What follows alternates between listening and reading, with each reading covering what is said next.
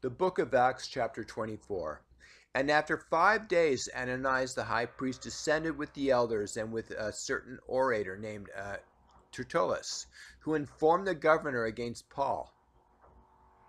And when he was called forth to uh, Tertullus, began to accuse him, saying, seeing that by thee we enjoy great quietness, and that very worthy deeds are done unto this nation by thy providence. We accept it always and in all places, most noble Felix, with all thankfulness.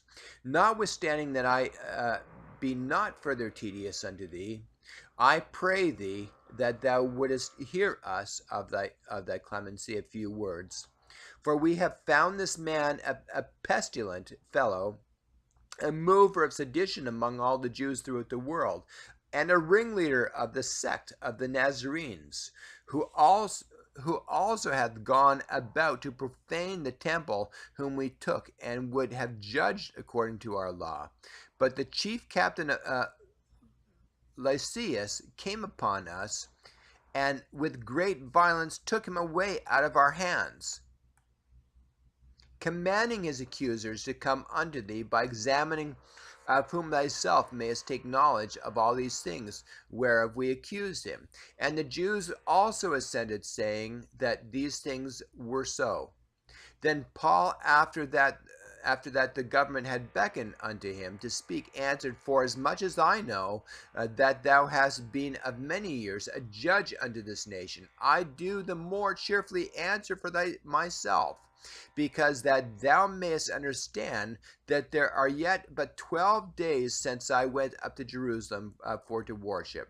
And they neither found me in the temple disputing with any man, neither raising up the people, neither in the synagogues nor in the city, neither can they prove the things whereof they now accuse me. But this I confess unto thee, that after the way which they call heresy, so worship I the God of my fathers, believing all things which are written in the law and in the prophets,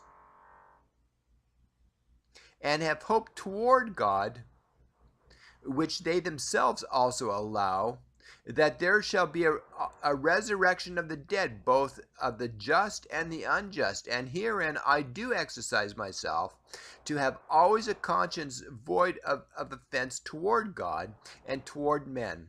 Now after many years I came to bring alms to my nation and offerings, whereupon certain Jews from Asia found me purified in the temple, neither with multitude nor with tumult, who ought to have been there before thee, and object if they had aught against me. Or else let these same here say, if they have found any evil doing in me while I stood before the council, except it be for this one voice that I cried standing among them, touching the resurrection of the dead, I am called in question by you this day. And when Felix heard these things, having more perfect knowledge of that way, he deferred him, and said, When Lysias the chief captain shall come down, I will know the utmost of your matter. And he commanded a centurion to keep Paul, and to let him have liberty, and that he should forbid none of his acquaintance to minister or come unto him.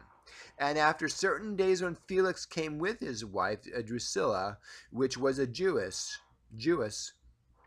he sent for Paul, and heard him concerning the faith in Christ.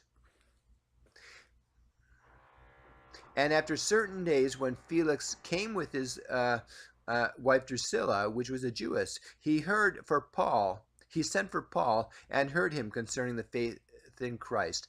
And as he reasoned of righteousness, temperance, and judgment, Felix trembled and answered, Go thy way for this time. When I have a convenient season, I will come for thee. He hoped also that money should have been given him of Paul, that he might loose him. Wherefore he sent for him the oftener and communed with him. But after 2 years, Porcius Festus came unto Felix's room, and Felix, willing to show the Jews a pleasure, Paul left bound.